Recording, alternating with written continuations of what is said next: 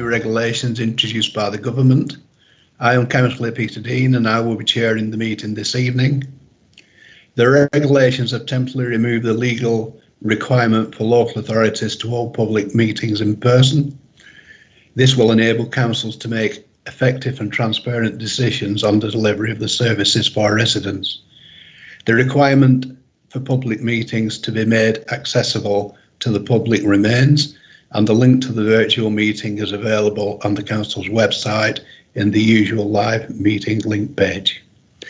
In connection to a member is lost, if a connection to a member is lost during the meeting, I will stop the meeting to enable the connection to be restored. If the connection cannot be restored within a reasonable time, the meeting will proceed, but the member who was disconnected will not be able to vote on the matter under discussion as they wouldn't have heard all the facts.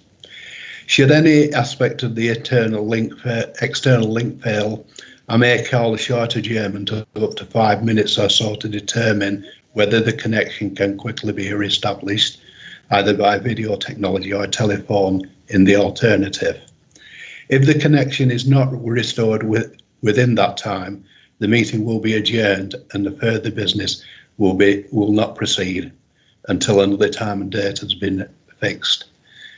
Any public questions properly submitted to the meeting during this period will be read out by myself and answered at the meeting. Firstly, can I ask the clerk to ask members to confirm their attendance? Laurie? Good evening, Chair. Councillor Davis? Yes, I'm here. Councillor Gary? Here. Councillor Hazel Gloucester? Good evening, here. Councillor Harkness? Evening, here. Councillor Hume? Present. Councillor Ibrahim? Present. Councillor Iqbal? Present. Councillor Jakes? Councillor Jakes? Present. Councillor Malik? Present. Councillor Fithian? Present. Councillor Sheldon? Present. Councillor Dean? Present. Thank you. Right, thanks very much indeed. Just further notes, when the committee comes to take a vote on any item, each member will individually be asked to state whether they are for, against or abstaining. We also have officers in attendance from the Planning, Legal and Constitutional Services. If I now can turn to the agenda, and for the benefit of those members of the public watching, the full agenda pack is available on the council's website. The pack also includes the slides that will be presented. Item 1, do we have any apologies? Chair, we have received apologies tonight from Councillor Hudson, Councillor Brownridge and Councillor Akhtar. Councillor Gary and Councillor Sheldon are in attendance as substitutes. Thank you. Could I at this stage, because of the new technology, because Councillor Brownridge used the Vice Chairman has unfortunately got other commitments, could I move that for this meeting only, Councillor Davis act as Vice Chair, and that's a precaution for if my system goes down. So I would move Councillor Davis as Vice Chair for the meeting. Would somebody second that? I'll second it. Thank you. Who was that? Graham Sheldon. Thank you. Right, can we go to the vote on that, Laura? Yes, sir. Councillor Davis? Yes, I agree. Councillor Gary? Councillor Gloucester? Agreed. Councillor Harkness? Agreed. Councillor Hume? Agreed. Councillor Ibrahim? Agreed. Councillor Iqbal? Agreed. Councillor Jakes? Agreed. Councillor Malik? Agreed. Councillor Fithian? Agreed. Councillor Sheldon? Agreed. Councillor Dean? Agreed. Thanks very much. That was unanimous. If I could go to item 2, urgent business. We have no urgent business. I've not been notified of any urgent business, Chair. Thank you. Item 3, Declarations of interest. Does any member have any interest to declare? No. No. No. Thanks very much indeed. Chair, Yes. Councillor Hume needs to Councillor speak. Hume. Councillor Hume.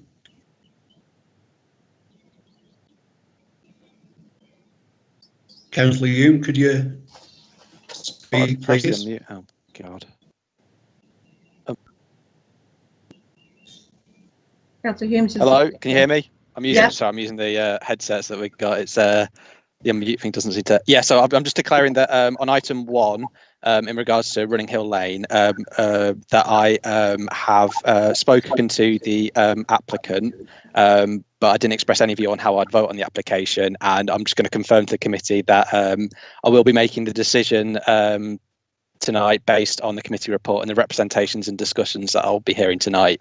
Just raise that because it's one of my wards. Yeah. Thanks very much, Councillor Hume. No further declarations of interest.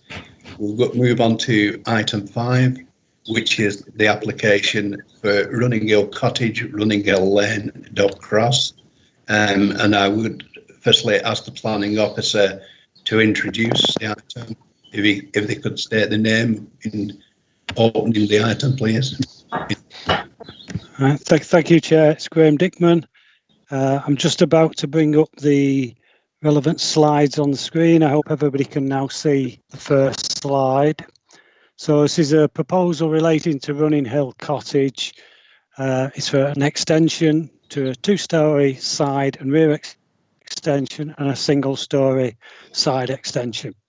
Members who've got fairly long memories will probably recall this application coming before them back in January of last year, in July rather, of last year, at which point it was deferred for more information in connection with 3 issues. Firstly, that we could do an assessment of what's termed the fallback position, which is effectively what the applicant would be able to undertake through permitted development rights.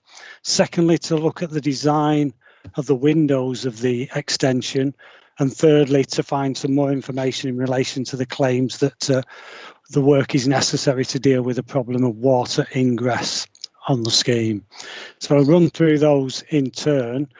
Primarily, the focus, though, will be on the first of those issues, which is the Greenbelt side of things, and in particular to look at Greenbelt policy and what's being proposed, and in particular the requirement that for this to be appropriate development in the Greenbelt, it has to be deemed to be proportionate to the original dwelling house, and that's the original dwelling house as it stood on the 1st of July 1948, not necessarily the building which stands there now, although I'll explain the approach that we've taken on that as we go through.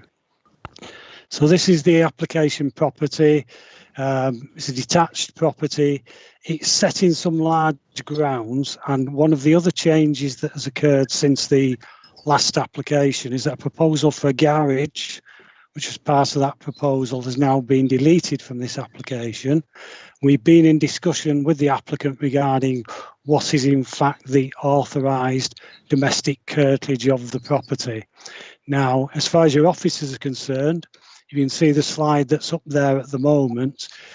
What is we consider to be the authorised domestic curtilage is effectively what you can see within the hatched line to a large extent. The area that goes off to the left, which is quite a substantial area, was originally within the application site. That, in our opinion, does not form part of the curtilage. So this is just give you a wider view of that. So here in, I don't know if people can see the cursor, here in the middle, just middle left, is the application property itself, Running Hill Lane to the north, and then there's some more scattered development there just to the northeast of the site. So this is the building as it stands at the moment. As you'll see, it's predominantly a rectangular building, traditional style. There's a small single-storey extension to one side, and then on the rear elevation along half of it, so on the left-hand side of the rear elevation, which is just in the bottom left corner, you'll see that there's a cat slide type roof which comes further down. That's reflected in the views you see on the right of the screen. This is this single story element which comes further down. That, in terms of the assessment of proportionality, is deemed to be an extension. So therefore, what we're looking at is that, if you like, the property's already had some extension. That area which is behind it, we're accepting in our assessment that that is part of the original building, although it is assumed that at some time since 1948, a previous extension on that part of the building was demolished and has subsequently been rebuilt. So for ease of assessment, effectively this rectangular building and the single story are the existing building. This is what we're comparing the extension with. So now we've just got some photographs that show you the character of the building itself. Front elevation. This is the cat slide, the single story addition that I was referring to there.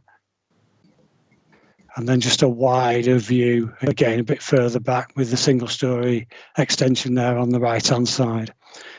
Now, these are the proposed elevations of the building.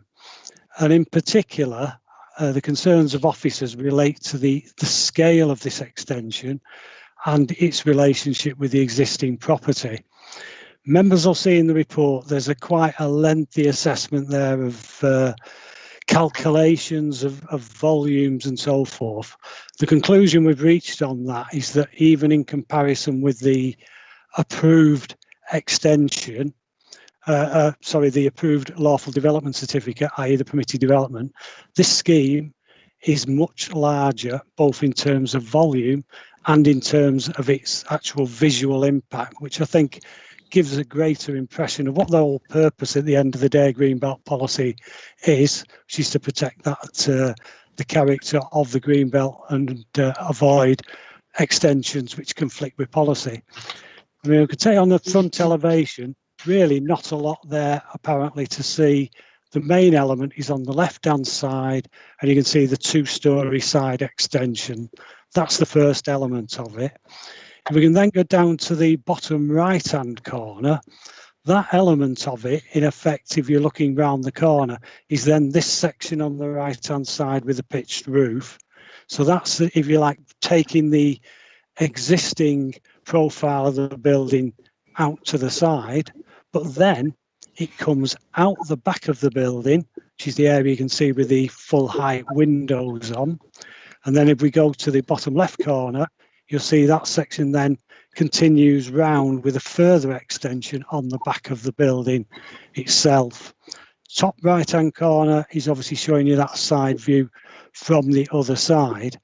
And I think from officers' perspective here, I think it's clearly apparent, and it will be shown on here, that the extent of the new build onto this particular property could not be deemed to be proportionate to the original building, i.e. the acceptance of the building as it stands without this single story outrigger. And that's particularly so with the side elevation there and obviously on the rear elevation of the building. You'll see in the report there actually are two reasons for refusal. So one of them recommended, one of them relates to the Greenbelt policy, the second relates to design. And the design one primarily is to do with the fact that, as you can see on the right hand side, this is a fairly traditional looking building. It was in fact until recently listed and was actually delisted due to works that had been carried out on the building. So it's got a lot of character. It's a traditional building. If you look at the pictures on the left hand side, you'll see the character, and although the applicant has amended some of the window detailing from that was on the scheme before the last meeting, you'll notice that the character of it, the extent of it, is really out of proportion with the original building, and it doesn't reflect the characteristics of the original building. So that's the reason why officers are also recommending refusal on those grounds. These are the floor plans showing you, again in the dark, you can see the area of the existing footprint. In the lighter open wall detailing, you'll see at the top is obviously the back on the left-hand side is a side, and you'll see the extent of that additional area. And remember, this area just to the right, top right-hand side, is also an extension. So in effect, it's largely this rectangle is the original. This area is addition to the building, and you've got ground and first floor elements to that. This is giving you that comparison, so it's simply showing you again, this is the existing building on the right hand side, new building on the left. Just really giving you that detail again. And then we're looking at the lawful development certificate element of it. So in fact that isn't correct, because that's showing you the proposed building again.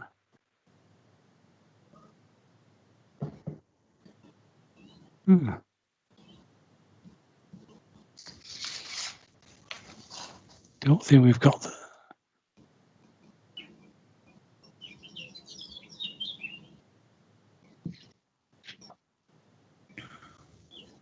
Sorry, yes, it's my mistake. Yes, this is showing you what is now proposed, which is the left-hand side. On the right-hand side is the scheme that was given the lawful development certificate approval.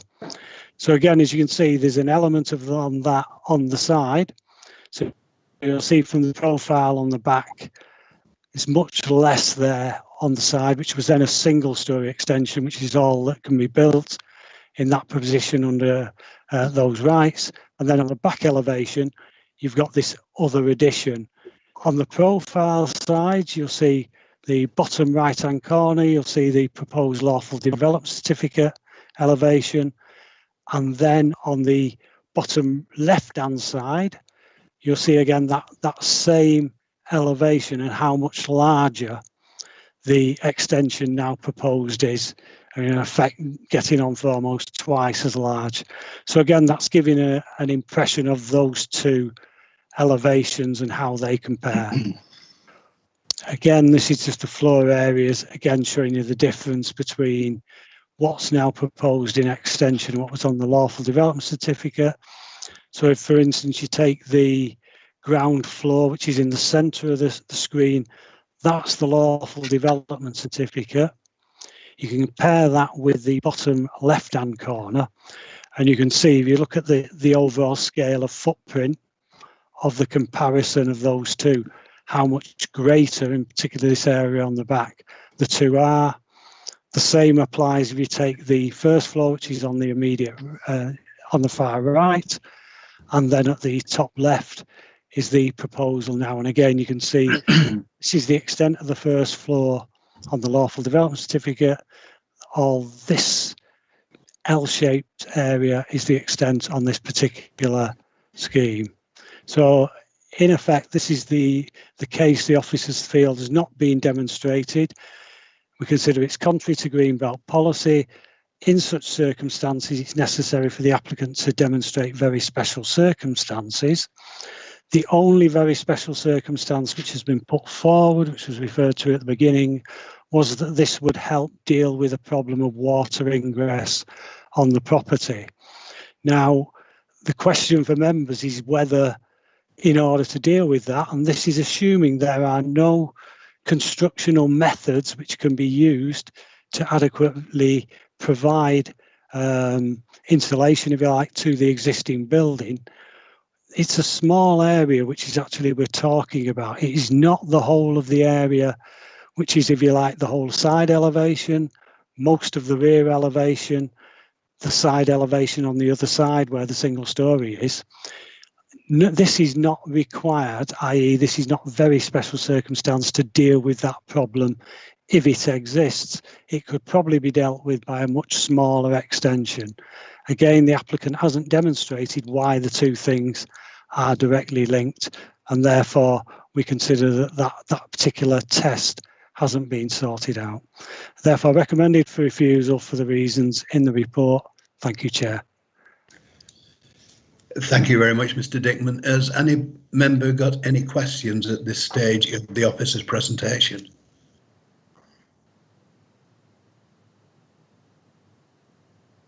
No. I have a question, Chair. I'm down as that. Sorry, Councillor Agnes. Yeah, thank you. Thank you, Chair. So yeah, I know the applicant since it came in July, the applicant obviously wrote to all the committee members and invited committee members to come and have a look and provided some additional background on the site and so on. I know Councillor Bernal and the applicant will talk a bit more about the nature of the site shortly, I would imagine, but. Last time, the officer recommended refusal was just on the greenbelt issue, but this time, even though there's been, I'm assuming, a lot of communication between yourselves and the applicant since to alleviate concerns and stuff, there's now been the added reason for refusal as design. So I'm just wondering why that was an issue. That's an issue now, but it wasn't an issue in July. Would you like to answer that, Mr. Dickman? Yes, thank you. Through you, Chair. I mean, essentially, I've been involved in the negotiations that have taken place subsequently to try to come up with a scheme. We've had a meeting to discuss this, and there have been various previous assessments. In fact, although we've not received amended plans, the applicant had indicated a willingness to reduce the depth of it by another ½ metre. In looking at that, obviously, I'm looking at the planning policies as they stand on this development. I appreciate it wasn't an issue there. The recommendation to the committee now is one that I've been involved in. Clearly, I'm presenting to members and giving that justification. In my professional opinion, that is a reason for refusal which should have been put forward previously. It's not I've not been given an indication we can't add that to it because we're dealing with an amended scheme in any case. Clearly, members, it's within your jurisdiction to decide whether you wish to consider that as an additional issue or whether you wish to consider the greenbelt issue and obviously therefore make a determination, yes or no, as to whether you agree that the very special circumstances to allow this under greenbelt policy have been demonstrated. Thank you, Chair. Thank you. Has any other member got a question on the officer's presentation? I've put forward a request. Yes, Councillor Gloucester. Yeah. Graham, you talk about a previous extension and said that you assume it has been extended. What records are there of that extension?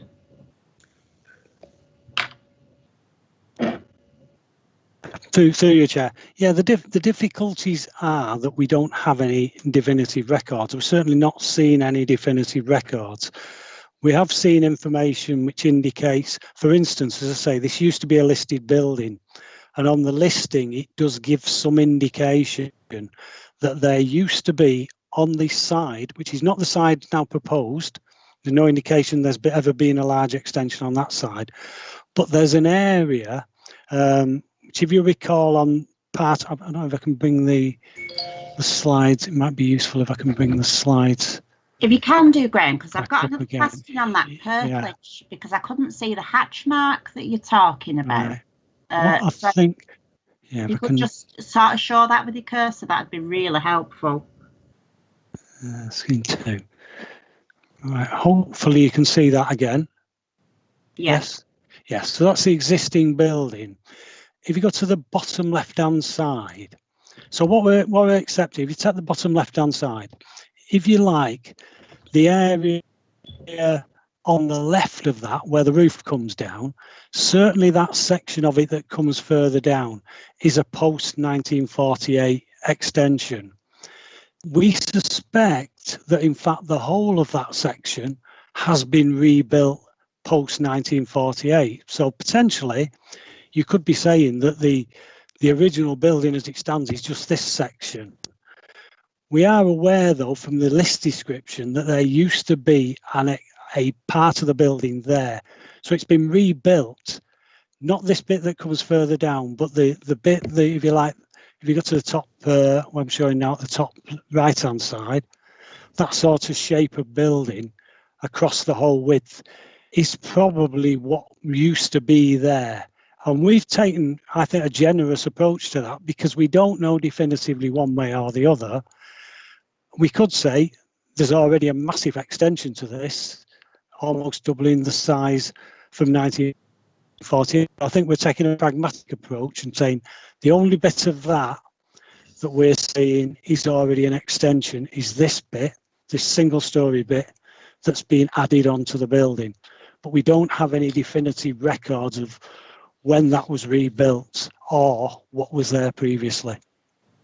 Okay, so I assume it's before 1948, is it, that you're making that assumption on?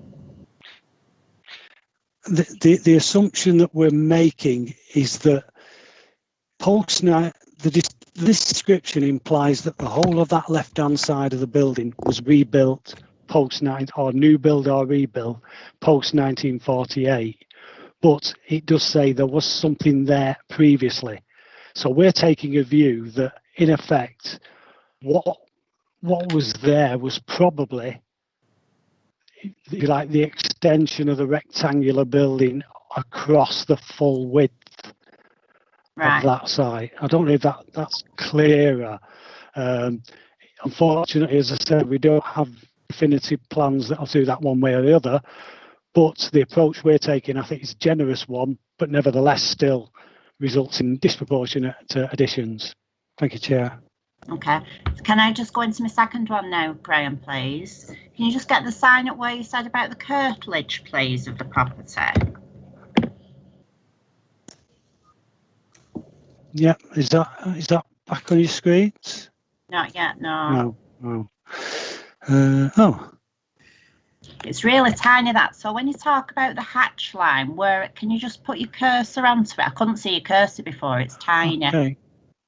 I assume you can see it now. Not at this moment in time. Oh.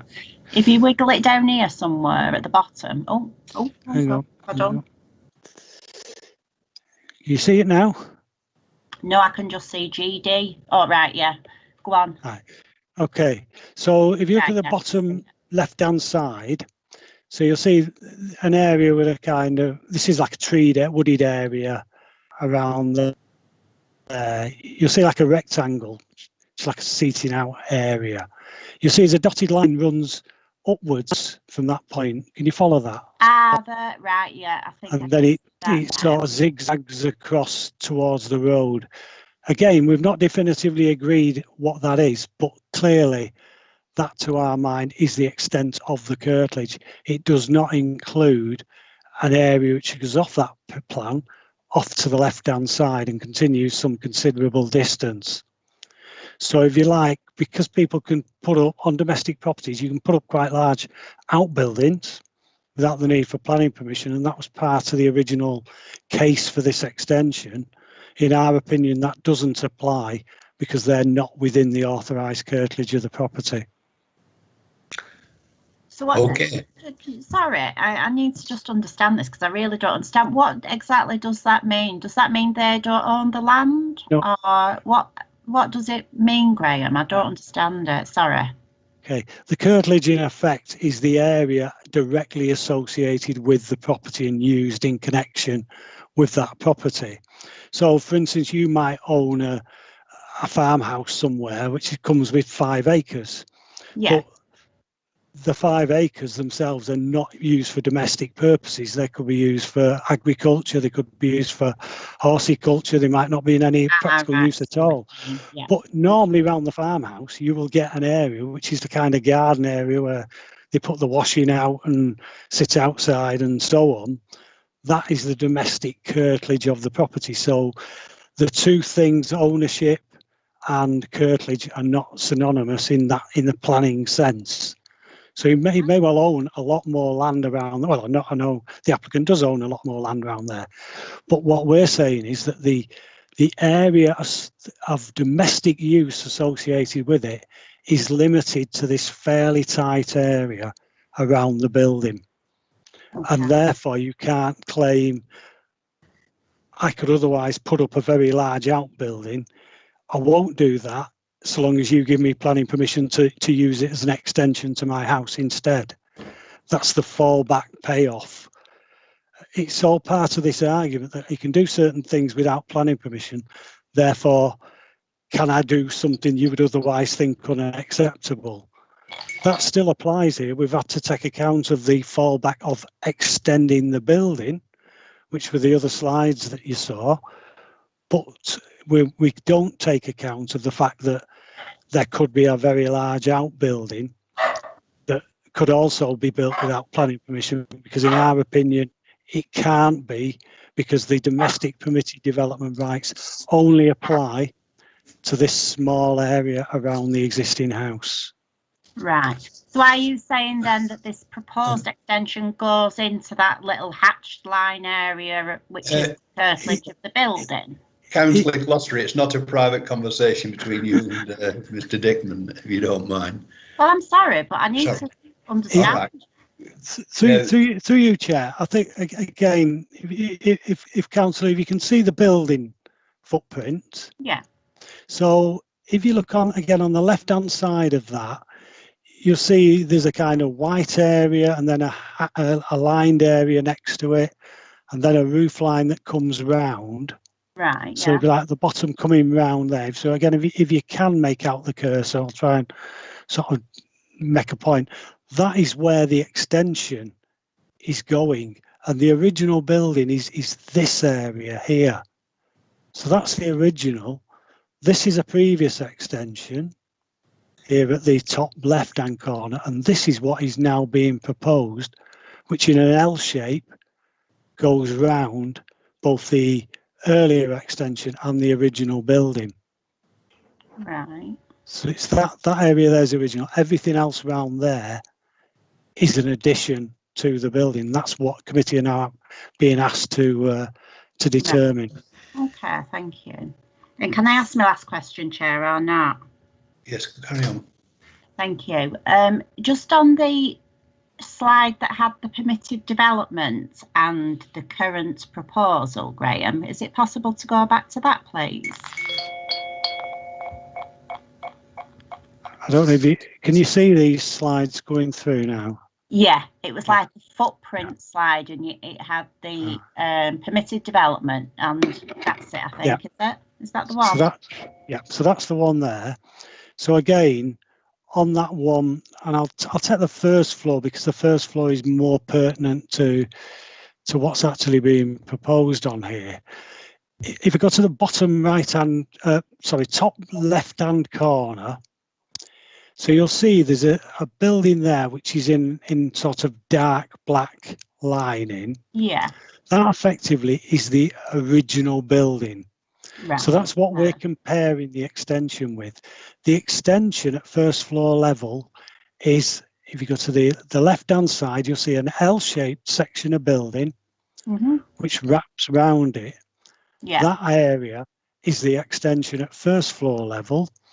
The area where you can see next to it is the single story. On the right of that is the single story that already exists, but is also a previous extension. So in effect, what you're comparing is this hard black lined area and everything else. Right, okay, thank you. With the exception of the small. Is that what you said was twice as big as the permitted development then? Yeah, so we go, if you look at the two pictures on the right-hand side. Right, yeah. So effectively there, look at the one on the far right-hand side. That's the first floor, and the first floor of that there is just limited to the rectangle that comes out at the top of that picture. Yeah. So it's that area. You're comparing that with a similar area on the proposed one, but which also then continues down the side of the property and out the back. Right. So you've got all this area is further out, and in fact you'll see as well the projection of it actually comes out further than the lawful area. Okay. So our approach is that in the comparison of the three things, what is now proposed is both much bigger than what's lawful and clearly bigger than what's there at the moment, to a disproportionate extent. Right, okay. Thanks. Okay. It doesn't look that way, does it? Is there any further questions presently? This, of course, is a deferred application, but because of the time frame between when it was deferred, which was last July, and now we're actually going to treat it more of a straightforward application, because a deferred application, we wouldn't normally have speakers engaged in it. But I think that it's only fair because of the length of time that members have a full picture.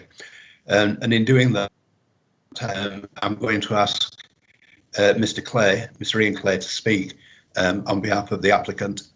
He is the applicant. And Mr. Clay, you have 3 minutes to speak. After 2.5 minutes, you'll be given notice that you've got 30 seconds left. Are you with us, Mr. Clay?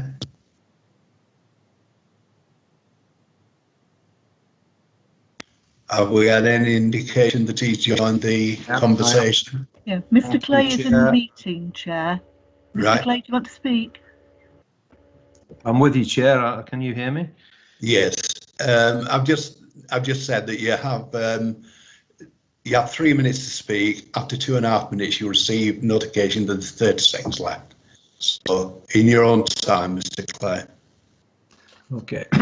Good evening, councillors. You have before you tonight for consideration a 5-page report with accompanying plans which relate to an application to extend Running Hill Cottage.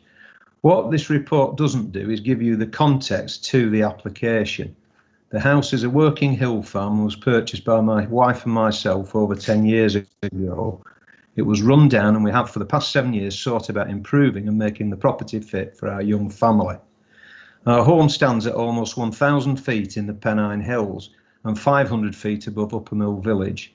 It's a property which from the outside looks bigger than it is. However, the reality is that the property is not of a sufficient size for a family, and it has a number of issues, including crumbling grit stone walls and damp penetrating the walls. Due to our elevated and exposed position, we have 2 badly failing walls that face the prevailing southwesterly storms. I would ask the committee to consider that one of the very special circumstances is that without a radical solution as per this application to protect the 2 walls, the building will continue to deteriorate. I also ask the committee to consider that if my family were tenants of this property, then OMBC would most likely issue an improvement notice on our landlord to prevent water penetration causing the resulting mould and dampness. If this application is refused, then we will continue to live in a damp and leaking farmhouse. Our proposals are designed to protect the integrity of the building and prevent future water penetration. We cannot simply repair these stone walls. They need to become internal walls that are protected from the elements. This proposal will allow us to improve and protect the building.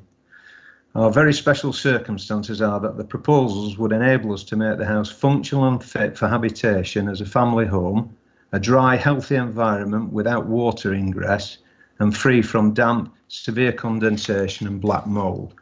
This is needed as the long-term impacts of climate change will only make the current situation worse. The impact on the green belt is minimal, as the proposed development is at the rear of the property and cannot be seen from the road. It is also within our well-shielded garden and doesn't impact on anyone, as our nearest neighbours are approximately 1/4 mile away. The scheme before you is the culmination of 6 years' worth of applications and more recently meetings and discussions with head and senior planning officers to reach a suitable compromise with a revised design. Members, you will also note that none of my neighbours have objected to these plans, indicating they don't consider the application to be inappropriate development within the green belt, nor would it negatively impact upon them. I hope you will agree our circumstances are worthy of approving the application, and I'd ask the committee to approve this application. Thank you for your time, and I would welcome any questions. Right, thank you very much indeed, Mr. Clay. Has anybody got any questions of Mr. Clay? Councillor Harkness has a question. Thank you, Chair. Mr. Clay, thanks for your speech, though. I know since, I've been up and had a look at the property previously, and I know because myself and Councillor Brownridge last time asked for it to be deferred, so we could look at some issues around what was permitted and that so on.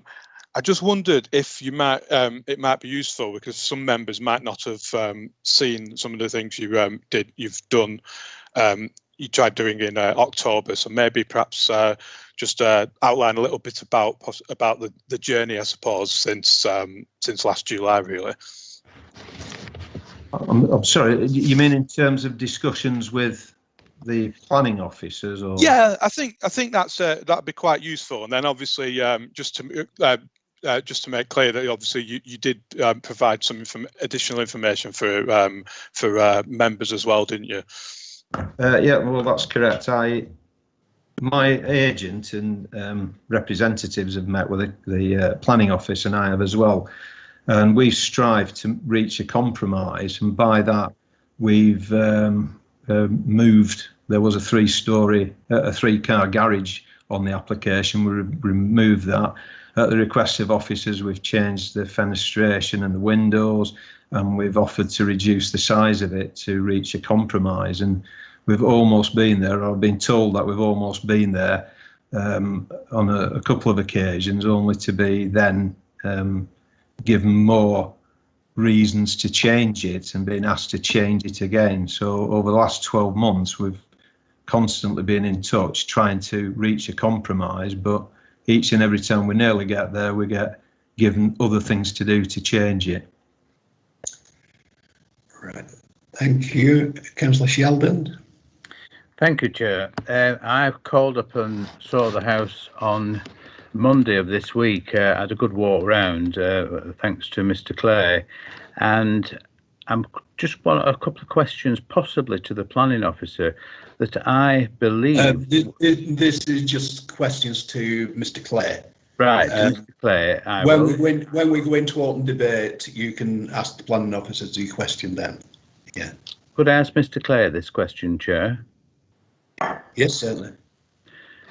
In my opinion, the garden to the rear of the property, which is not seen from Brownhill Lane, is quite a good area, and then at the back of that is a wooded area. And I would consider it, if it was mine, that the wooded area is part of the curtilage to the house. What do you think, Mr. Clay, about that? Well, when I bought the property, I bought it as a domestic property, and it was bought as a house and garden, and the garden comprises of a neatly manicured one near the house, then a wooded area, then an area that was mowed and lawned and used for recreation.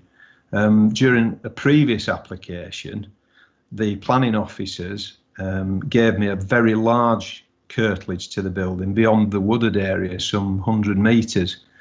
But since it's been delisted, and it was delisted through Historic England, there's some history there with what went on, the planning officers recently reduced the size of the curtilage that Oldham Borough planning officers imposed upon me some years ago. So the decision to give me the whole domestic length of the garden, if you like, is, in my mind, the garden. Planning officers gave me, when it was listed, a huge curtilage, including the wooded area and the garden.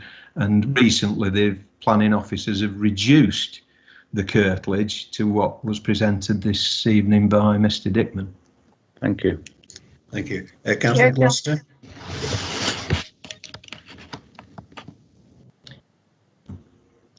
Sorry, tapped that twice by mistake. Yeah, when you talk about the damp and the water ingress, is it not just possible to replace that wall? It's actually two walls that are defective, if you like. At the rear of the property, where the wraparound extension is, both those walls are in excess of 2 feet in width. And they are solid walls. So if it was a modern property with a block interior and stone or brick exterior, you possibly could do that because you've the cavity and the ties. With this one, I've sought advice on that, and it would mean a full structural removal of the roof, take down walls that are, quite old, 2 foot 4 inches, which is 80 centimeters.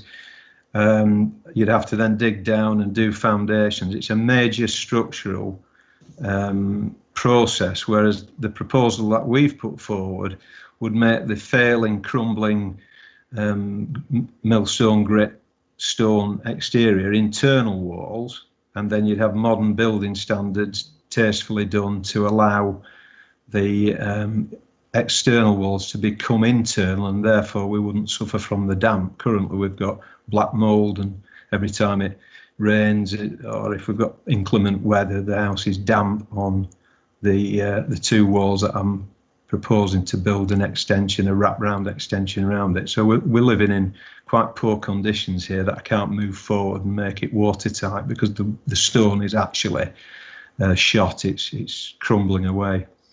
Okay, thank you. Thank you. Is there any further questions? Councillor Hume has a question. Councillor Hume. Yeah, thank you, Chair, and thank you for the presentation. I was just had a quick question about the comparison between the fallback and the proposed development, and just about the water ingress and whether the fallback would alleviate the issue of the water ingress, or whether you need the additional building works of the proposed development to sort that out. In truth, I need the extension as is before you this evening because both the walls have failed. So on the certificate of lawfulness, which I could actually start building tomorrow with those certificates that have been issued, I would possibly be able to cure the southwest facing wall, but the gable end, then that's only up to 4 metres plus, so I'd still have the problems above that. So in essence, the proposal before you is something that would completely solve the dampness and the ingress coming into the property. Councillor Jakes.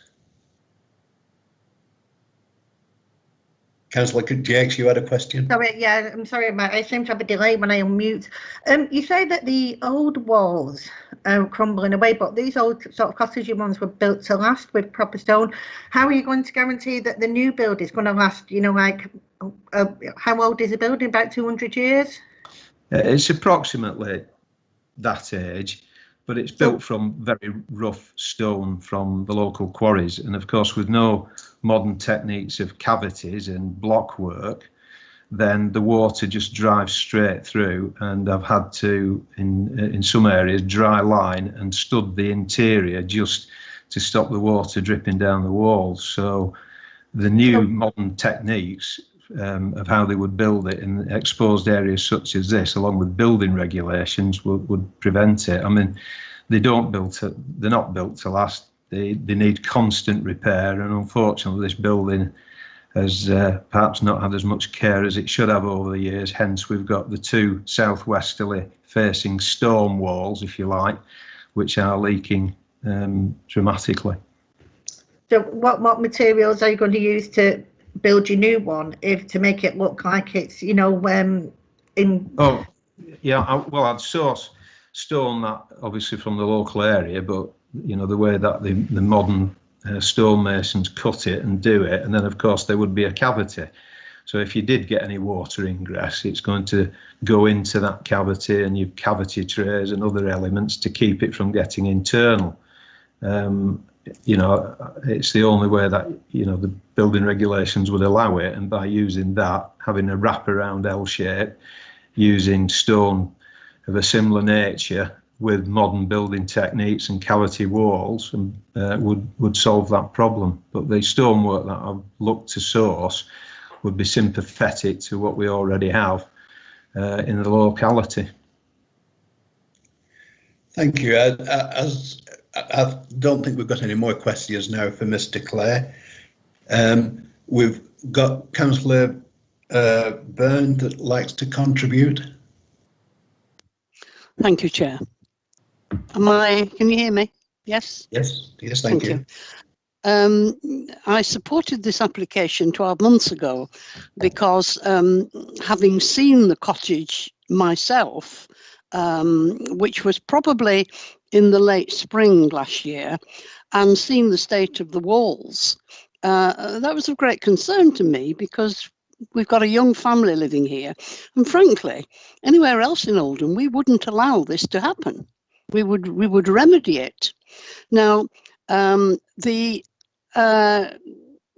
don't know whether you have a copy of a letter or an email which has been sent from Parish Councillor Batty, John Batty, who you will know. And I'd just like to read you part of this. And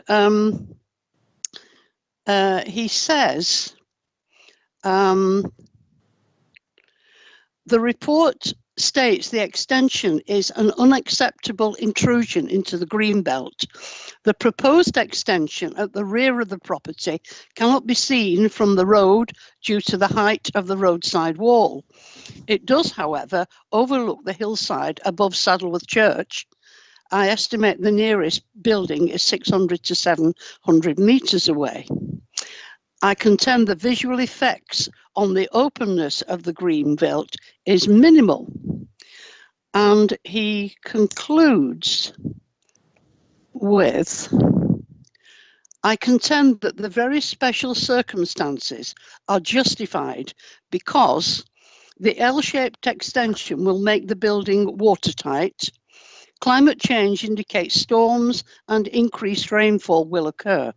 The family has a basic right to live in a dry building.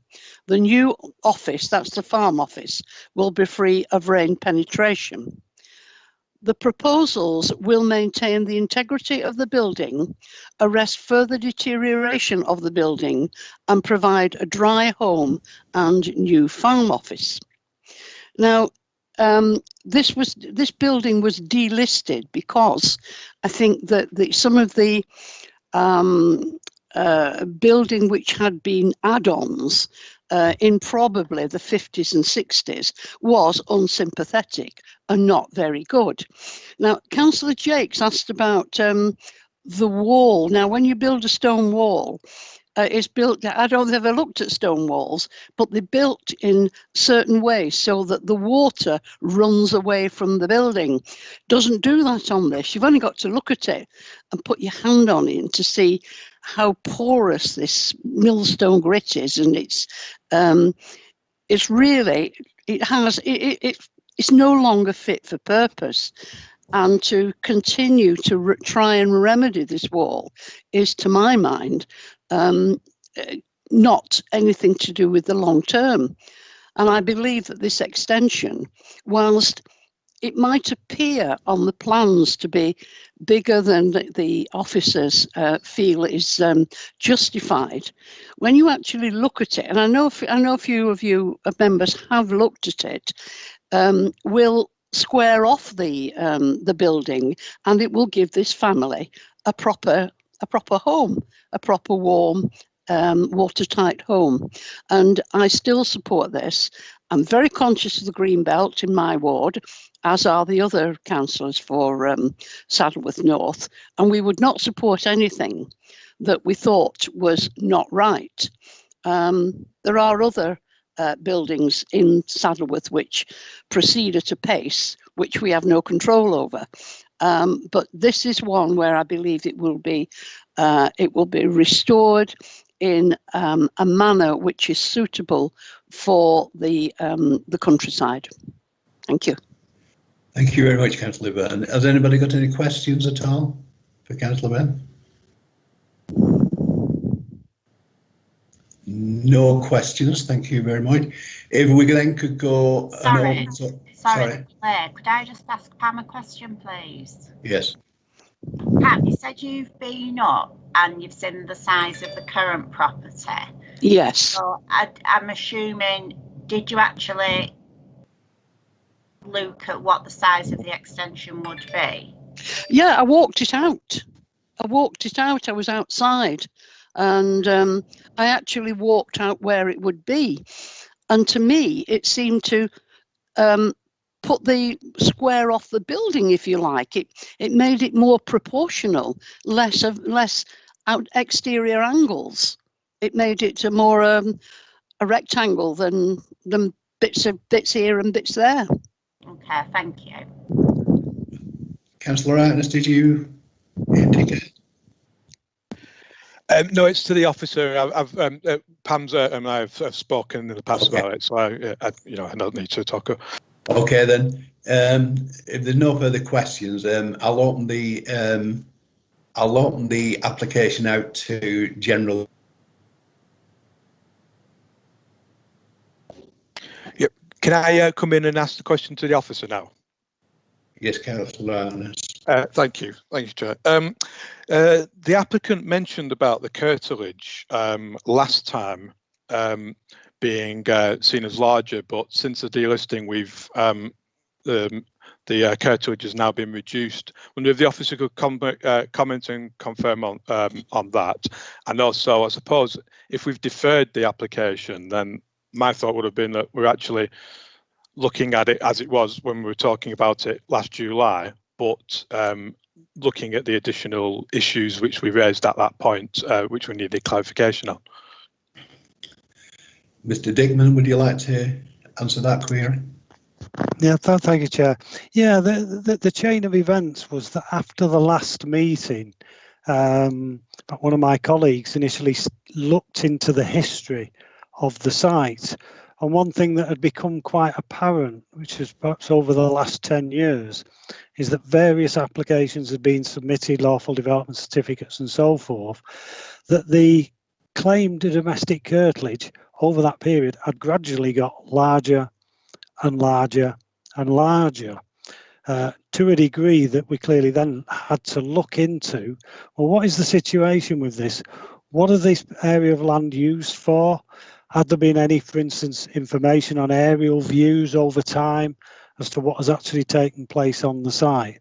And that's where the conclusion came that this is not an area which is so directly connected with the domestic occupation of the dwelling. And members will know that if you claim a change of use of land, it has to be for 10 years in order for that to become lawful. And it's quite clear that whilst the use of the land may have changed in recent years, it may have become more domesticated, that does not mean that it would, if a lawful development certificate was submitted for it, it would pass the test. So that's where all that actually came from. And it was linked in with this idea that on the original application, there was a garage as well on that proposal. That's now been taken off because that, in our opinion, is not within the domestic curtilage. That would have added a completely different issue to assessing this application and to which element of National Green Belt policy would come into play in that case. So that's where it all came from. The area that I was explaining earlier is the area where it's quite clear that is the directly associated area with the property. And until really, it's Mr. Clay, if he wishes to make an application for a lawful development certificate for the wider area, then clearly that would be, as domestic curtilage, that would be assessed on its merits, and clearly if refused by the council would be assessed on appeal. But as things stand at the moment, our opinion is that that is not part of the curtilage of this property. Just on the second part of the comment there, yes, as Councillor Dean introduced this as well, there have been a number of changes, time has passed on. That's why when I was talking about the reason for refusal, that had changed as well. The garage has been taken out of the application. So there have been a number of changes between now and then. And to my mind, that leaves it open to committee in the round to be able to assess what's before you at the moment, which is an application, and assess that on its own merits. Thank you, Chair. Thank you. Councillor Sheldon. Thank you, Chair. Just a question to the planning officer. I've still got a concern, as Garth Harkness has just said, that the curtilage can be altered. I had a good walk round on Monday, and there's about 30 acres which the applicant farms. And obviously the wooded area is not grazing land and could never be. So I just can't get my head around that the planning department can change the curtilage from one to another. And question 2, am I right in saying the national guidance provides no definition what constitutes a disproportionate development? Thank you. Would you like to respond, Mr. Dickman? I think the element of the, again, going back on this element of the curtilage of the site is about what has happened in that area over time. So obviously, if you go to the site now, it may be different to as it was 2 years ago, it was 5 years ago, and this is the period. This is the important period. Goes back 10 years as to whether that's changed. We've not changed the curtilage. What we're saying is that we don't consider that the domestic, and I suppose that's the important word, curtilage of this property, i.e. is that land directly connected with the property in terms of its activity that takes place in there. Now you might go for a walk, you know, the owners of the house might go for a walk in there, but then again they might go for a walk in the field as well.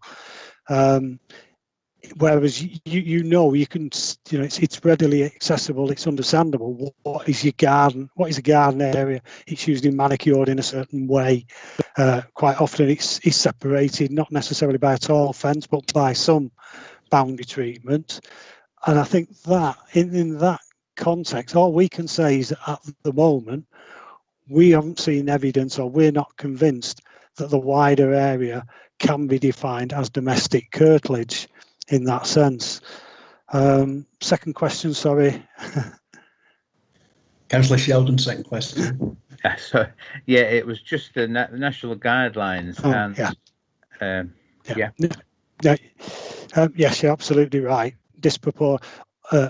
Helpfully or unhelpfully, whichever way you want to look at it, disproportionate is not defined in national guidance, no.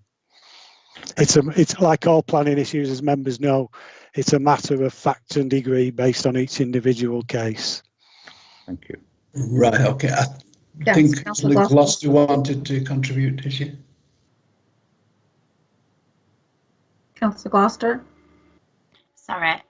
Yeah, can I just ask, I think I've asked this question before, but it's a long time ago. Are there any consequences if this application is approved? Do we get fined or something?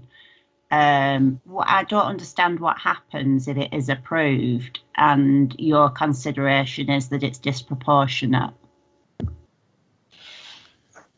No, I mean this is for members to consider on its merits. I mean, it's members' judgment, and members know that you need to make decisions on proper material planning considerations.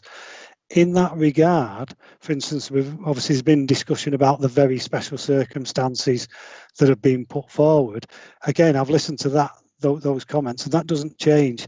The personal circumstances of the applicant and what they would like are not necessarily a very special circumstance. In fact, can be very rarely deemed to be a very special circumstance for an application. So no, members can approve this application. The only thing I would say is that, you know, that decision should be taken in line with national and local planning policies. If members are satisfied that that's the decision you're making, then you perfectly, you know, members can make that decision. Thank you, Chair. So can I just clarify then that mould in a property and they can't rebuild it, and which is the question I asked earlier, that isn't deemed as a special circumstance in your consideration? Right. Well, when we raised the issue, we had produced some photographs showing the condition of part of the building. Mr. Clay's gone into quite a lot more detail of that. What we have not seen is any technical survey of those walls, which would demonstrate, one, that they are obviously in the condition that they are claimed to be in, and two, that there are not any other practical means of doing that, of dealing with that, either by treatment of the wall itself, or, and this is the third element, and to me the important one for this application, do you need to build extensions of that scale in order to resolve that problem? Now, if you take the extension that goes out there on the back of the property, I think members saw the depth of that. There's no reason why, as far as I could see, that couldn't be a half or a third of the depth and still resolve the problem of making that wall external.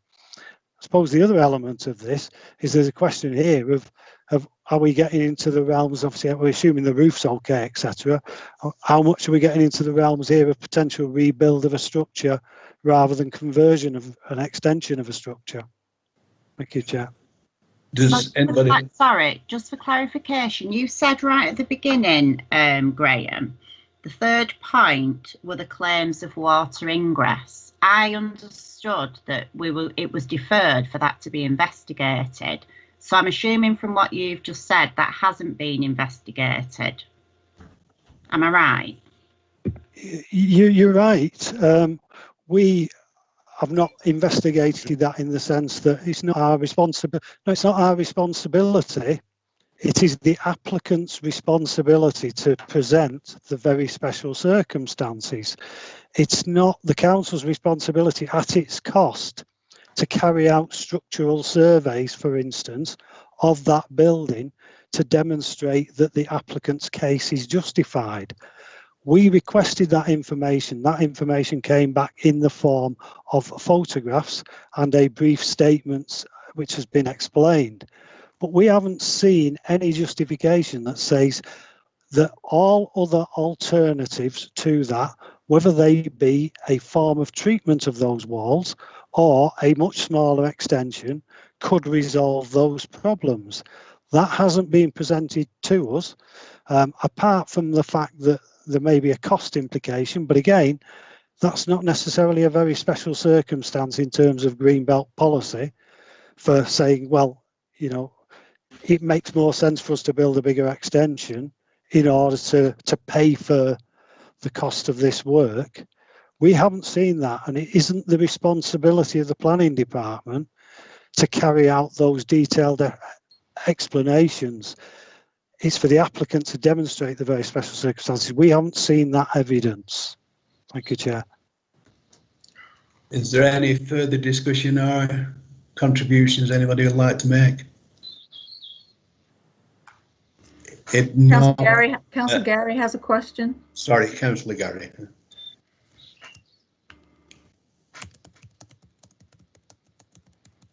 Sorry, a question for Mr. Clay. Mr. Clay, have you had a structural... I'm sorry, you can't ask Mr. Clay. Mr. Clay can't come back into it. Oh, sorry. Councillor Gary, sorry. Chair, the head of planning would like to make a comment. The planning officer might. Thank you, Chairman. Yes, I'd just like to endorse and support what Mr. Dickman just said. I mean, we've had no evidence that the size of extension is required to meet the damp issue, and therefore the onus is absolutely on the applicant to make such a case. We haven't actually seen a detailed case that actually provides that sort of evidence. And we would need to, were we to be convinced that that might, and I say might, lead to very special circumstances. Thank you. If there's no further contributions, I will move refusal based on the officer's recommendations. Is that seconded? I'll second that. Who was that? Councillor Fithian, sorry. Right, thank you. Could we go to the vote? Right, Councillor Davis? Against. Oh, sorry, Chair. Can we ask if there's any legal or planning comments at this time? Excuse. Yeah, as it's a resolution to support the officer's recommendation. No, sorry. Thank you. Thank you. Right, sorry about that. Councillor Davis? Against. Are you against refusal? Against refusal, yeah, that's the proposal. Councillor Gary? Councillor Gary? Sorry, refuse. Councillor Gloucester? I'm not entirely sure which way we're voting here, because the proposal was... The proposal is refusal based on the recommendation of the officers and the conditions of the officers are laid down.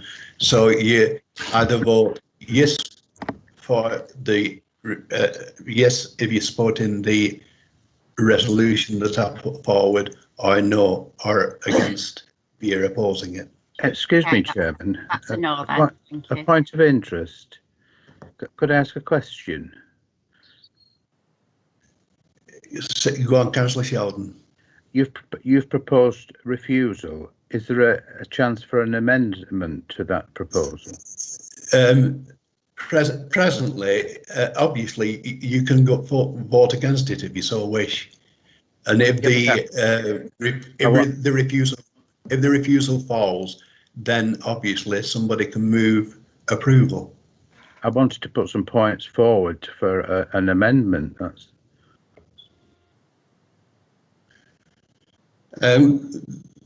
We'd already started taking the vote, but go on, Councillor Sheldon, I'll be lenient today.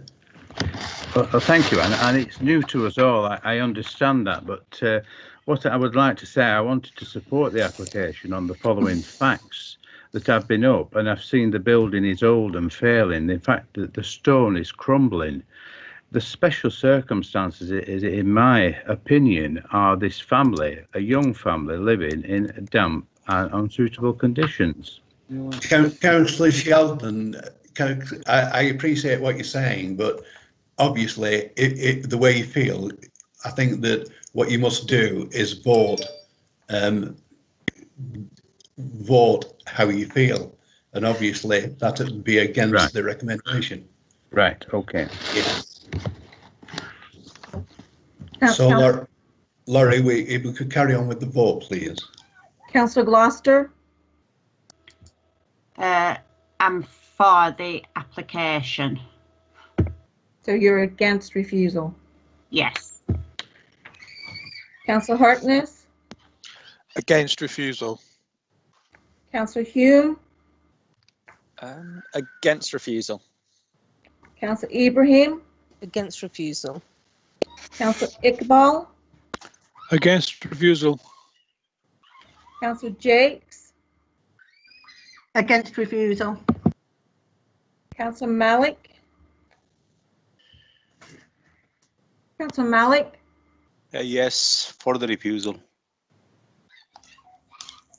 Councillor Fithian? Yeah, I'm going with the officer's recommendation and going for refusal. Councillor Sheldon? Against the refusal. Councillor Dean? For the refusal. Right, so I have 4 for refusal, 8 against refusal. Thank you. I would require somebody now to move approval. Can I move approval, please, Chair? I'll Councillor second Gloucester. that. Councillor Sheldon seconded. So Councillor Gloucester moved and Councillor Sheldon that there be approved. Sorry, Chairman. Can I make the point that members need to propose any particular conditions that they wish to see attached to the approval? I don't wish to see any conditions attached, thank you. No. That would mean standard conditions and or delegating the conditions entirely to officers. Can I possibly make a comment on this, because this is something that normally if an extension is approved in the Greenbelt, we would be looking to remove other permitted development rights from the application as part of that decision. Otherwise, what you may well end up with is the extension that members are approving and the potential for other additional extensions to be built subsequently under permitted development rights. Again, that's for members to decide. But if, for instance, if we were recommending approval of this application, we would certainly be looking at that condition. Given the character, location, appearance, we would also expect a condition requiring submission of samples of facing materials to be submitted before the development commenced as well. Thank you, Chair. Right. Would the mover and seconder accept the conditions that the officers have just given? Yeah, Yeah. sorry, lawfully, do we have to do that? I think it's sensible. Yeah, I'm just questioning because I'm understanding that the permitted development was for a ground floor extension. What else was on that permitted development? That's a question to the officer, please. Yeah, through to you, Chair. The ground floor extension potentially could come out 8 metres from the back of the building, so it's an addition to. There is a potential for an additional extension to what committee are approving, so we'd end up with something even bigger. The other thing on materials is that the materials say stone, but unless we approve the samples of those materials, there would be nothing. I'm not suggesting for 1 minute Mr. Clay would do this, because obviously it's his house, but it is fairly standard that in such circumstances where you're dealing with a building in this location, that we approve the facing materials. Otherwise, you may well end up with a completely different type of stone, which is out of character with the building. Thank you, Chair. Okay, that's fine then. I'm happy to. Sorry. You're happy to include those 2 conditions within your resolution to approve this? Yes, I am. Yeah. All right. Chair, Councillor Hume has a question. Councillor Hume. Thanks, Chair. It was a sort of more technical question. Half of it's been covered already by the officers, but the other half was in terms of would we be able to put on a condition asking for a survey to be taken, just to sort of show that there is that damage there? Because I'm just a bit, obviously, you've got the words, and but I'm just a bit interested, really, if that's something we can do, just because to make sure that it's definitely, you know, those specific bits are being looked after by having the larger extension. I personally think that to be very difficult. Could you give your view, Mr. Dickman? Yeah, I think in a way it's a kind of horse has already bolted condition to put that on. One now committee have determined to approve the extensions. In effect, that you've accepted that is a genuine reason for this development. We wouldn't normally under planning get involved in what will effectively become internal construction or works of the building. That would be dealt with under the building regulations, and therefore I would suggest that's not now appropriate. Had it been a case, for instance, of members deferring for that to be clarified, then that would have been a more appropriate condition, but now it's a constructional one, and I don't think that's a material planning reason. Sorry, thank you. Can I just come back on that? But we haven't yet approved it. We're still at the stage where we just haven't agreed to refusing it. So is there a way that we could defer? With respect, I think committee are now just looking at the conditions. Could I answer that? I think to some degree we're at a point now where we have to go to the vote. It's been moved and seconded. Alan Evans, the legal officer has a comment, please. Yes, Chair. It's Alan Evans in legal section. Before you actually go to the vote, can we just be absolutely clear exactly what conditions the officers are seeking to attach to the permission? Because there's been a reference to the removal of permitted development rights and samples of facing materials, but the head of planning also referred to other standard conditions. So just for the avoidance of doubt, can we have some indication of what those would be? Thank you. Don't know if you're asking me, Alan, on those. The obvious one is that there'll be a 3-year commencement period condition, but that is actually set out as a legal requirement in any case. So in fact, even if that wasn't on the decision notice, it's taken that the planning permission would be on that. The only other condition would be one related to the approved plans themselves, so that we're absolutely clear. particularly in a case like this where there have been various amended plans submitted over time. So we'd have a condition that confirms the number and reference of the approved plans. But beyond those, I think in this circumstance that there are no other conditions we'd look to add. Right, thank you. I think we're in and able to go ahead now with the full vote. Right, are we ready for approval? Yes. Councillor Davis? For. Councillor Gary? Councillor Gary? For. Councillor Gloucester? For approval. Councillor Harkness? For. Councillor Hume? Abstaining. Sorry, yeah. Councillor Ibrahim? For. Councillor Iqbal? Councillor Iqbal? For. Councillor Jakes? For approval. Councillor Malik? Abstain. Councillor Fidian? Against. Councillor Sheldon? For. Councillor Dean? Against.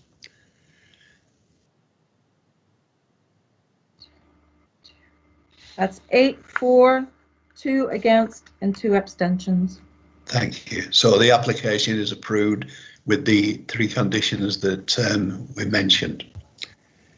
If we could then now move on to the next planning application at item 6, which is a proposed detached development at Moss Lane at Stonebreaks Road, Spring Head. Could I ask the planning officer to introduce it, please? Thank you, Chair.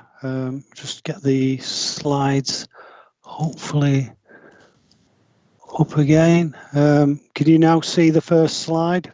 Yep. Introductory slide. Yeah. Okay. So yes, there's a proposal for the erection of a detached dwelling. It's land at Moss Lane. Moss Lane's actually a property on the other side of the road at the northern end of the site. So this gives you, on the left-hand side, you've got the application site, and then on the right-hand side, the aerial view. Stonebreaks Road is the one that runs down. You can see on the right-hand side of the picture there. At the top end, on the left-hand side, you see another track, which is a cul-de-sac, which appears to go by the name of Lane End, which is also effectively Stonebreaks Road. And the land in question is a stretch of land in between those two, roughly in the centre of the aerial view. So this is a proposed site itself. Now this is another application that's been amended quite considerably since it was originally submitted. There was a much larger dwelling much further down the site, and you'll see in a moment the levels as they fall away. That was amended because of issues to do with its relationship with neighbouring properties and concerns about overlooking. So the applicant now has moved the design and position of the dwelling up to effectively the top of the hill. The grey areas are hard standings, which are alongside the access road with the parking there at the top. You can see the more central area next to that with the kind of yellow colour and the grey around it is the building itself. And then around that, on the right-hand side of that, is a patio area, which again is elevated as the land falls away.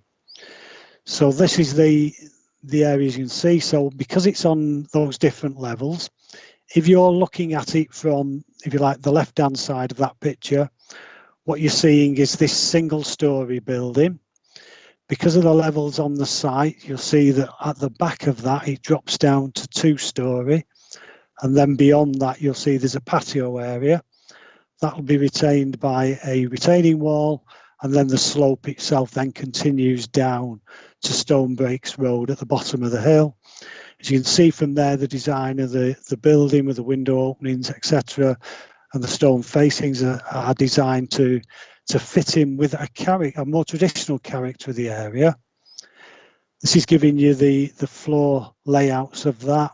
So you can see that there's a lower ground floor area, the upper area, which of course on the front of the building is the ground floor, but the first floor on the rear, and then obviously the roof line. These are giving you pictures from the bottom of the hill. So the hedge is actually the bottom end of the site, and opposite that you can see the properties on Stone Breaks Road, where there's reference, you'll see in the report, to the relationship with those and to the windows of those. Those properties then, the back of those goes further down as the hill drops away, but as you can see, that hedgerow acts as a divide through to the site, and there's no access shown onto that stretch of Stone Breaks Road. Here's a few pictures of the site, and the one on the top left-hand side, so again taken from the top of the hill where the building will be erected, and then down there in the centre distance, you can see the properties on Stone Breaks Road that it would be facing towards. And the issues you'll see in the report, we go into some detail of overlooking of those, and a particular one of the issues that we consider important is the fact that although there are some bedroom windows on there, there is still a considerable distance, and given the orientation of these properties, which themselves are 3-storey on the other side, most of the main living accommodation of those and their main garden areas are actually screened from this application site by the building itself. The second picture you can see where the car's parked is an area where it's effectively the front of the site, and that will be the area where the application property will have parking. Oops, you can see the photographs that are on there as well, showing the neighbouring buildings. The one at the bottom right-hand side is the existing property opposite. Now there is, unfortunately, as I've missed it somewhere, a slide missing. Do members recall in their packs, have they seen a different slide which actually shows the perspective on the hillside? Can anybody answer that one? I don't know. Seems. Yes, I've got it. I've got the slides up on my other computer, and it's there in the map pack that was sent out. Okay, I don't know if Sian or Laurie, whether you're able to put that viewpoint up. I will have a try, but I don't make any guarantees. I'll have a go. Do you want to continue while I'm trying? Yes.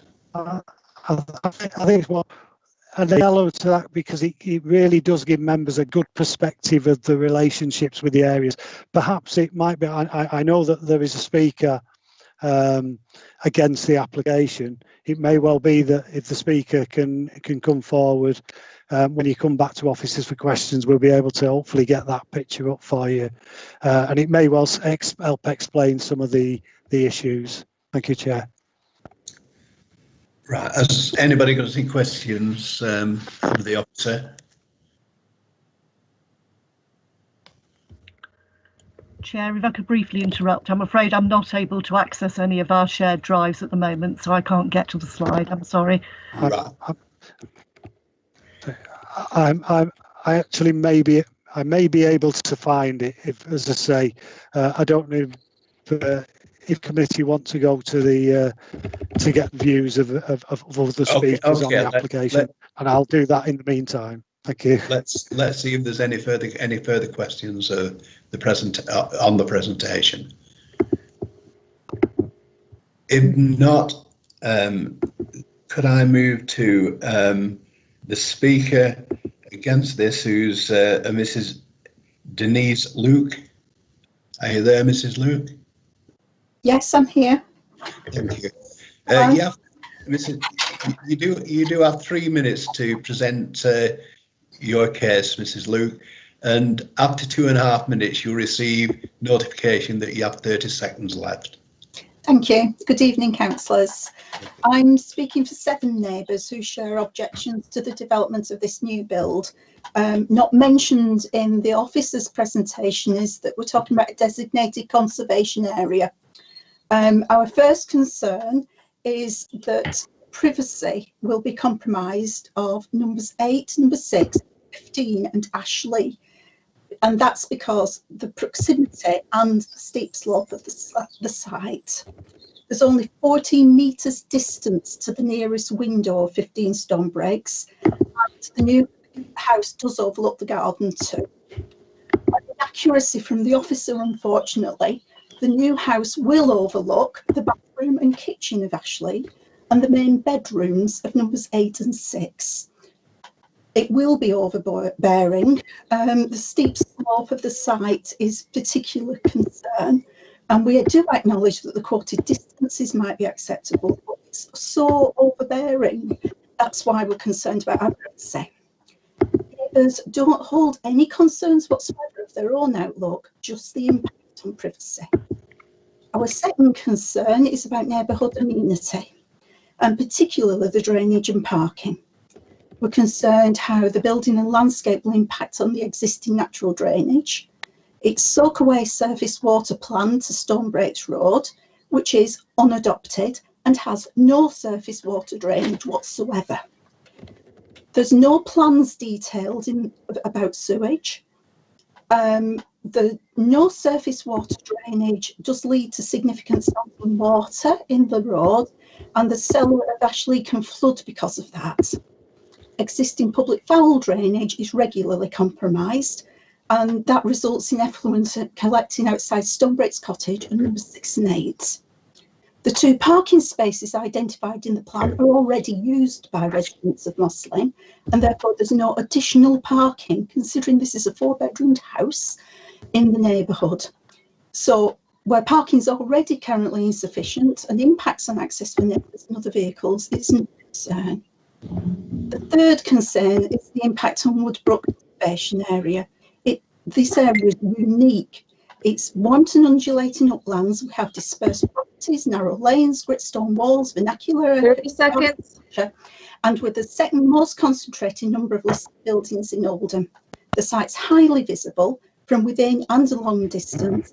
It will connect to the urban fringe, and it will impact on 3 listed buildings, 4 unlisted cottages in the 18th century. All previous modern buildings in the conservation area were built prior to the designation of conservation area and on existing foundations. So please, councillors, consider our concerns. That's time. Thank you very much, Mrs. Luke. Has anybody got any questions of Mrs. Luke? Councillor Gloucester has a question. Councillor Gloucester. Hi, thank you, Mrs. Luke. Can I just ask, when you're talking about drainage, do I assume that your properties are serviced by a septic tank?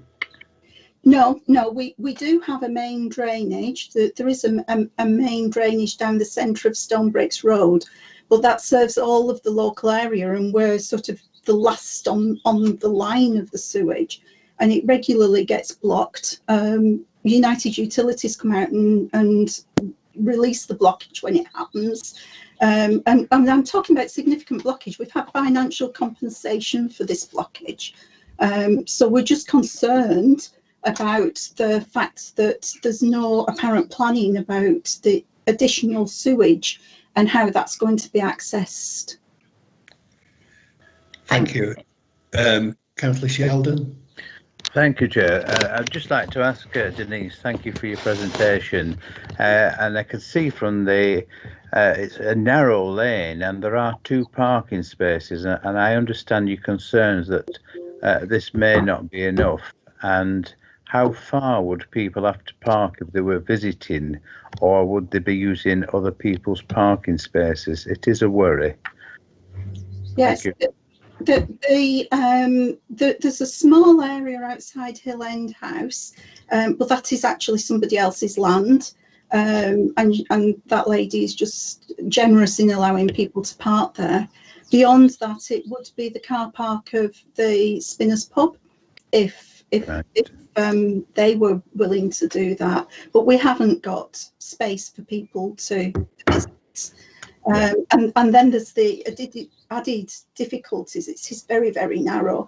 We get lots of delivery wagons down and they struggle to turn around and things like that. Yeah. Thank you. Thank you very much. We've got another speaker. Another question, is there? No? Are there no further questions at all? Okay then. Chair, I think the slide that members were looking for may be on page 35 of the agenda pack. Thank you. What I intend to do now is to move on to Mr. Jones, Mark Jones, who's speaking in support of the development. And that's the missing slide. Possibly Mr. Dickman can just make a comment on that. Yeah, thank you, Chair. Unfortunately, I'm not quite sure why this was missing from the presentation. The site itself, as you can see, is obviously this area in the middle of the slide, and this gives you a perspective. It shows you the levels as you drop down towards the site. In the bottom right-hand corner are the properties that obviously have just been under discussion. And as you'd say, they're 3-storey on that rear elevation. Most windows to those properties are on that elevation.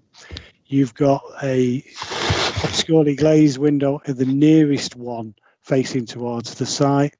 I think the other element of this is that it just gives a perspective as when you're looking either from local views or from distant views. The hillside is characterised by this mix of more traditional properties and more modern properties, and they're all at different levels across the site itself. So from that perspective, we don't consider that it doesn't fit in with the site. Unfortunately, yes, the comments that have been made, obviously these are all in the committee report regarding the conservation area. The site is in a conservation area. What this slide doesn't show is that the main area of this is to the south of this part of the site. So the main, if you like, the more traditional centred settlement, and this is the point where all the listed buildings are that are referenced in your report, are not in this part of the site. And as I say, you can see that there have actually been some more modern structures erected on this part of the site previously.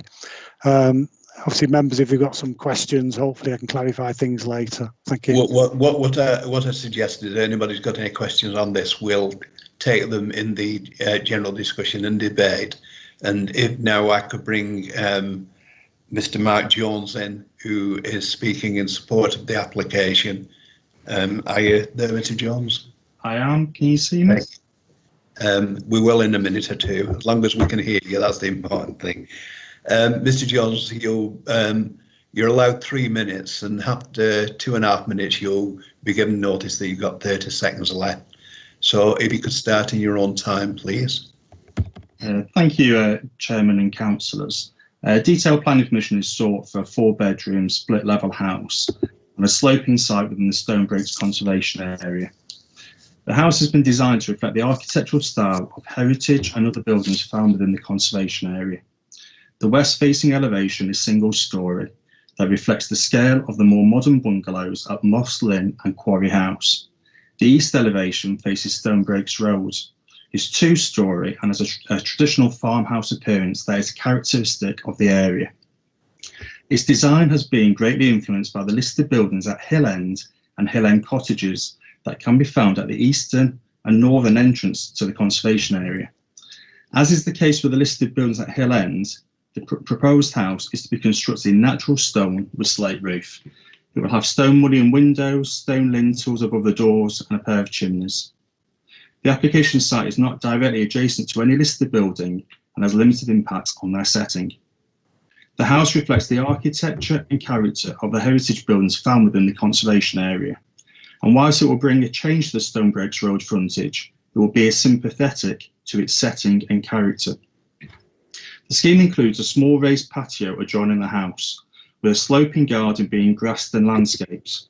The landscape of the scheme includes the retention of the mature privet hedge along Stonebreaks Road, which forms a natural privacy screen to the nearby houses.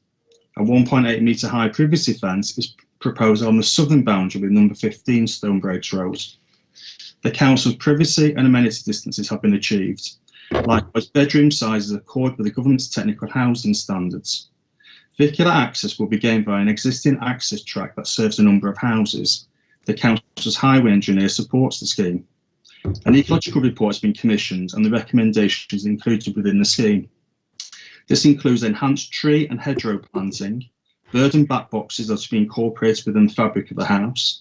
Japanese knotweed and Himalayan balsam will be treated and eradicated from the site. And the Greater Manchester Ecology Unit support the measures that we propose. The house is a natural infill development within the conservation area that reflects the character, location and architecture of nearby heritage assets. It's respectfully requested permission is granted. Thank you. Thank you very much, Mr. Jones. Has anybody got any questions of Mr. Jones?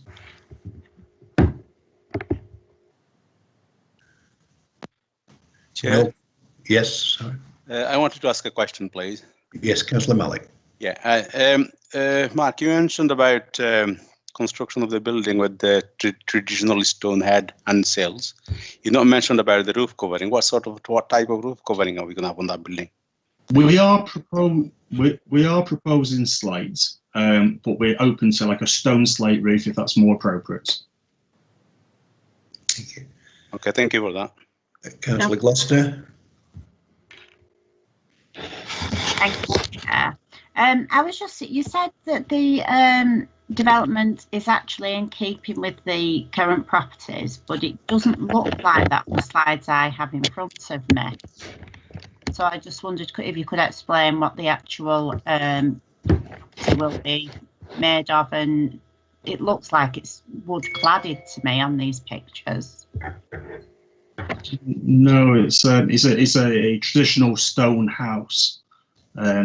It'll be a bungalow, single story scale on the western side, which reflects the single story Moslin and Quarry House. And on the eastern side, which faces Stone Breaks Road, it'll be a 2-story house. So it'll actually be a traditional stone house, stone mullioned windows, slate or stone slate roof with chimneys. The architecture has actually come from, you haven't actually got the 2 photographs of Hill End to the northern part of the site, which are more farmhouse listed style listed buildings. And that's where the kind of like design has come from. Okay. Thank you. I must have the wrong slides, I think. Okay, thanks very much. There's no further questions from Mr. Jones. Okay, if that's the case, could we go into a general discussion and a debate on the application? Does anybody want to contribute? Councillor Harkness had a question. Councillor Harkness. Thank you, Chair. It's to Graham again, and it's regarding, I suppose, the slide he had up earlier, the one which we found difficult to find. So I hope I'm not putting him in any difficulty trying to find that again. But on that slide, though, you had the 3 properties below. Are you saying they're not listed? And also in terms of the conservation area, is it just below those bungalows there, all the way around there, and then to the left? Is that what you were saying? I just wanted a bit of clarity on that, if you could, please. Yeah, yes, to you, Chair. Yeah, the buildings at the bottom of the hill are not listed buildings. The conservation area. This picture is, if you like, is taken looking west. So the main historic core of the Stone Breaks conservation area is over to the south of this site, so obviously to the left of the picture. There are then, of course, these more scattered properties to the north, which, as I say, include now a mix of properties of some vintage and more modern properties across the site. But one thing we had looked at was clearly where there were listed buildings, whether the new development would be viewed in the context of those buildings. And there are these buildings on the left hand side and some other buildings further down actually act as a screen between the two, so you never actually view them in the same context themselves, so they don't affect the setting of those buildings. And I think the point we're making about the conservation area is that over time, you know, it's not kept in static form. you've seen new development take place in this area, and there is nothing that says that you can't have new development in a conservation area so long as it doesn't undermine the character of that area. And I think just to bring up the pictures of just to check whether Councillor Goss has got the same pictures. If we just go back through the building themselves, those are the pictures of the actual building itself. I appreciate they probably do look like it's a bit of cladding or something like that. Those are the ones you're looking at, but they're not. That's a stone facing on that building. So I think what we need to look at is, would a building of that character and that style look out of place in that area? Would it be detrimental to the character of the conservation area? And looking at the mix of buildings that are in that area, I think the conclusion from officers is that no, that would be a perfectly acceptable design. I think on the amenity issue, just while I'm on talk about that, there certainly would be, as I say, some element of overlooking of some bedroom windows, but that is already the case within the area. And as I say, you can see from the different levels across the site, that wouldn't be made any worse. I think the point that I was making is that it's this elevation at the back where the main living accommodation of those properties is situated, and those properties front directly onto the road, so there are no garden areas on that side. This just to the top left of that building, you see is the hedgerow that I was showing you on the previous viewpoints. Thank you, Chair. Thank you. Councillor Pythian. Hello, Mr. Dickman. Is there enough parking spaces, sufficient parking spaces being allowed within this development? I would say yes. I don't know if Wendy Morehouse wishes to make a comment on the parking issue. Yeah, it's Wendy Morehouse here. There are no national or local parking standards, so I'm required to assess each application on its own merits. 2 parking spaces is quite acceptable for this size of property, and I've assessed it on that basis. And there is enough room within this development that's allowed for the parking spaces? Yeah, I've checked that the sizes of the spaces is generous enough for them to be used, and they can manoeuvre into and out of them safely. Thank you. Thank you. Is there anybody else got any further comments they'd like to make, either questions or we're in general discussion on the application now? Okay, I've got no responses. Could I then, sorry, is it Councillor Harkness? No, it's Councillor Hugh. Hume has a question. Sorry, Councillor Hugh. Oh, thank you, Chair. It was just a very quick one about the conservation area. In terms of, I know obviously you're saying that there are those existing buildings that aren't historical, but I know that Mrs. Luke said that they were they were built before the conservation area came in. So I was just checking about the conservation area. Where does that impact it? So if none of those new more modern buildings were built when the conservation area was before the conservation area was put in place, so I'm just wondering whether that is indeed the case and kind of what impact that would have then on the decision. Yeah, through you, Chair. I don't know the precise correlation between the date of those being built and the conservation area.